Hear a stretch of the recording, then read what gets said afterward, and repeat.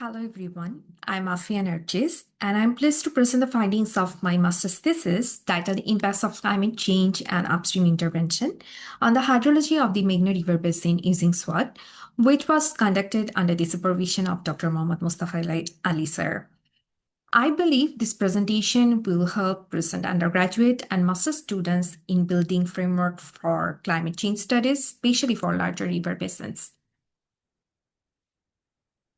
This is the outline of my presentation today. My study area was Meghna River Basin. The Meghna River Basin, which spans both India and Bangladesh, is a significant component of the larger GBM Delta.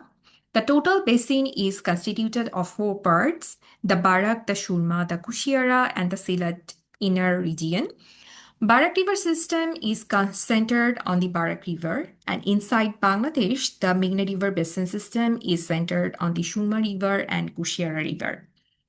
Meghna River Basin receives high sediment inflow and is highly vulnerable to floods and other water-induced disasters, which are expected to intensify with climate change.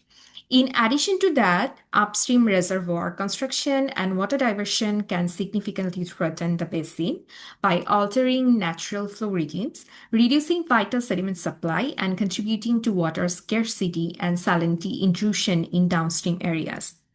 Our study focused on understanding the basin's hydrologic behavior under future climatic scenarios and evaluating the impact of a hypothetical upstream intervention.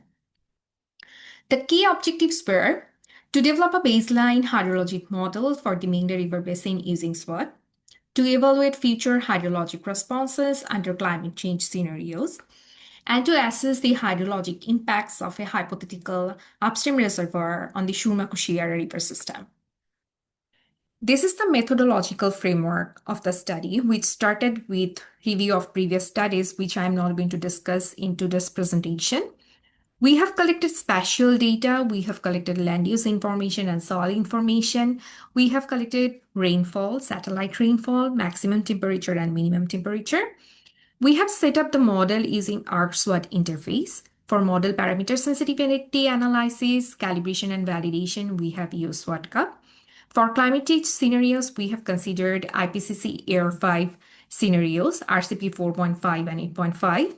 For reservoir or dam operation, we have used secondary data from previous studies.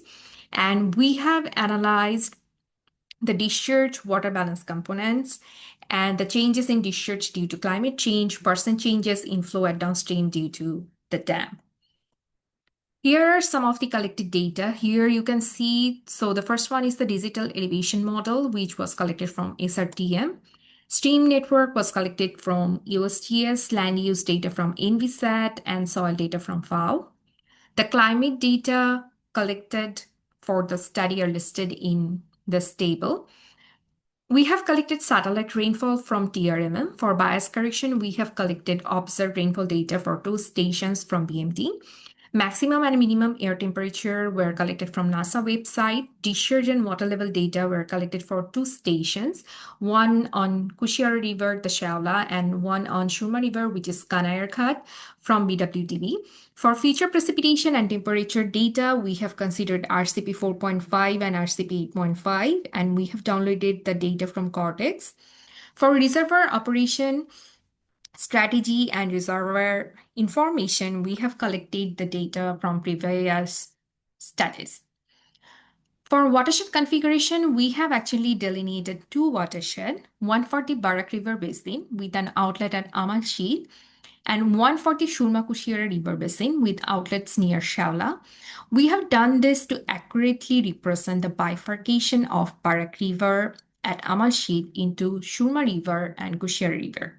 So we have added 2 point sources, one on Surma River and one on Kushiara River, and they were added to receive the upstream discharge from Barak River. We have used SWOT for HRU analysis. Then we have bias corrected our rainfall data using linear scaling method, where we have just multiplied the correction factor to the raw rainfall data of TRMM. For model simulation, our outlet station was Shaula, which is on the Kushiara River. For simulation, we have considered 1998 to 2018 as simulation period and 2 years of warm-up period. For calibration, our calibration period was 2009 to 2018. And for validation, our validation period was 2000 to 2008. These are the examples of the model calibration parameters and their initial ranges. Here you can see the model parameter sensitivity analysis derived from SWOT curve. The left figure represents the T-stat values that provides a measure of sensitivity, which means a larger absolute value is more sensitive, and the p-value determines the significance of the parameter sensitivity. A value closer to 0 has more significance. Here you can see the ranking of the sensitive parameters from 1 to 9. And this is the model evaluation, model performance evaluation, where we have calculated 4 statistics: NEC, percent bias, RSR, and R-square, which were in the satisfactory to very good range. Here you can see our daily observed discharge. Our model was calibrated and validated for daily discharge data. So here you can see the daily observed discharge and daily simulated discharge and the calibration and validation results of our model. Now for climate change scenario analysis, we have downloaded 4 RCM outputs from Cortex. Here you can see the list of these 4 RCM outputs. We have considered RCP scenarios 4.5 and 8.5. The baseline or reference period for climate change scenarios was 1970 to 1999. And for future scenarios, we have considered 2020s, 2050s, and 2080s. For shortlisting these GCMs or RCMs, we have considered 4 corners. The first one is dry cold corner, which is the lower left one. Then the dry warm corner, which is the upper left one. Then the third one is the wet cold corner, which is the lower right one. And the fourth one is the wet warm corner, which is the upper right. And there is another point, which is the median of the projected future climatic data. So in this figure, the cross markers represents these 4 corners, and the middle one, represents the median of the data. So this is actually for the projected changes in the mean air temperature and annual precipitation sum between the historic period or the reference period and 2080s for the 4 RCP 4.5 RCMs. And this is for RCP 8.5. So based on the analysis in the above 2 figures, we have received that this scenario highlighted in green is the wet and warm scenario, and this scenario, which is highlighted in blue, is the dry and cold scenario. So for our further climate change scenario analysis, we have considered these 2 scenarios to see the changes on future discharge and water balance components.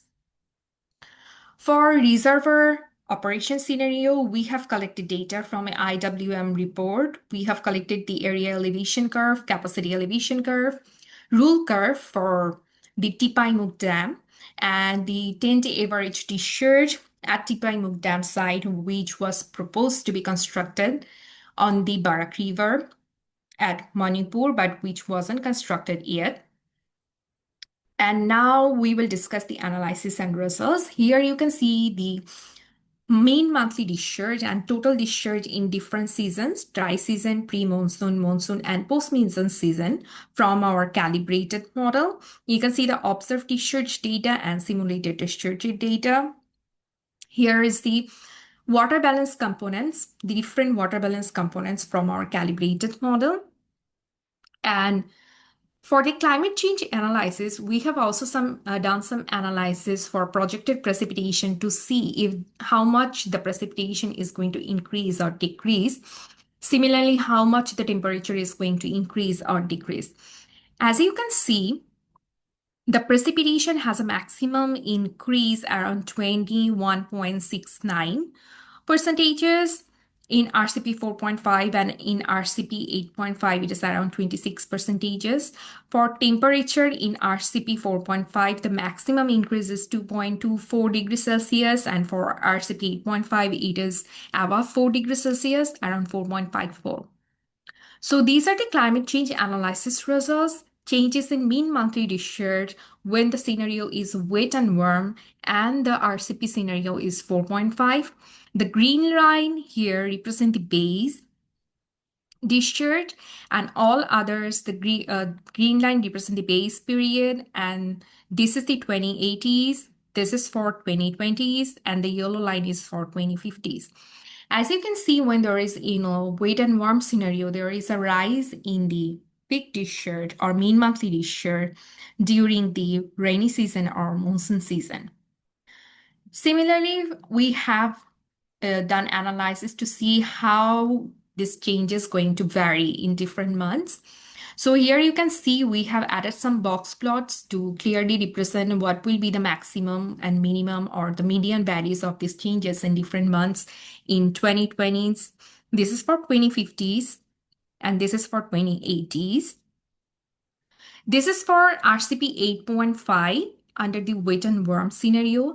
It has also experienced a high, rise in discharge during the rainy season under the wet and warm scenario.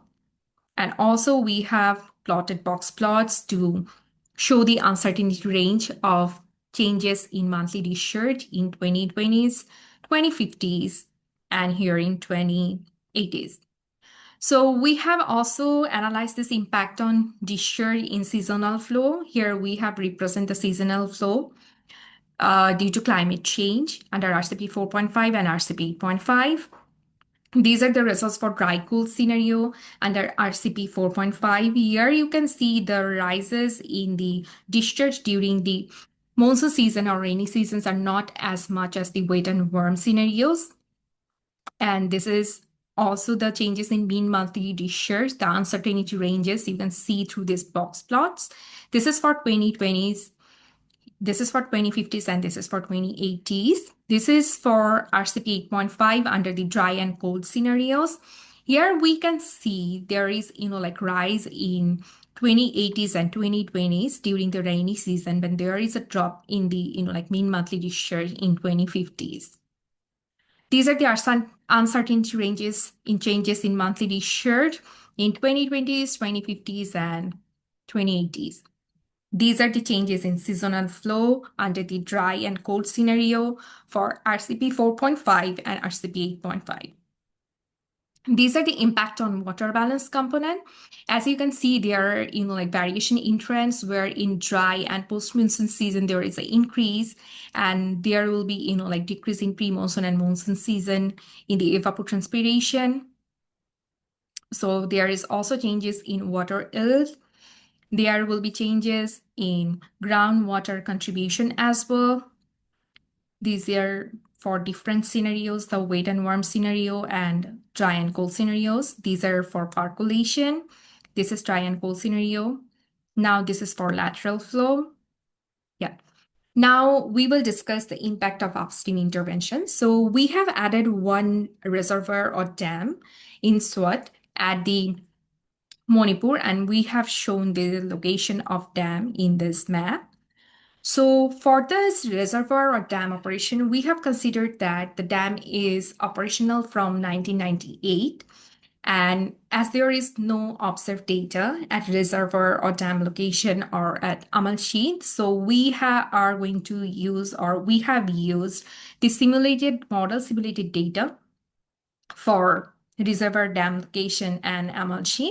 So here you can see the blue line represent the flow or monthly discharge at reservoir or dam location, and the black line represent the model simulated monthly discharge at Amalshi. Based on the previous simulation, we have also used the dam or reservoir rule curve in SWOT model. We have inputted all the information related to reservoir based on the IWM report, which was done based on the climatic data in 1992. So reservoir or dam inflow are represented using the black line, and simulated target release are presented using the red line.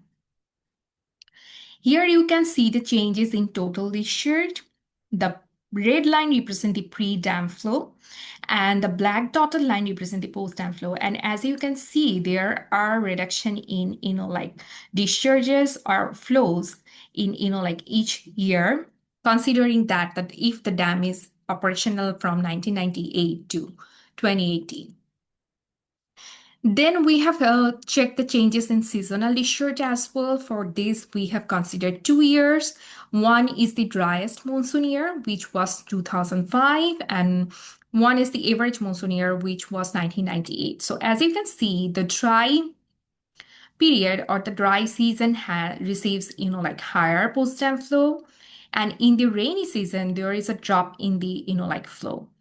Similarly, for average monsoon year, we have the same scenarios. In dry season, there is an increase in post-dam flow, and if the dam is being operational, then there will be a decrease in monsoon or rainy season flow.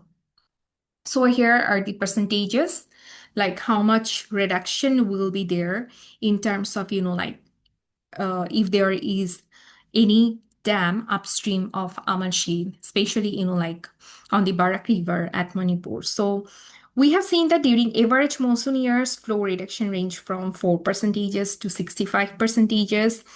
In dry seasons, dam operation could increase flow in January to March, but decrease it in December.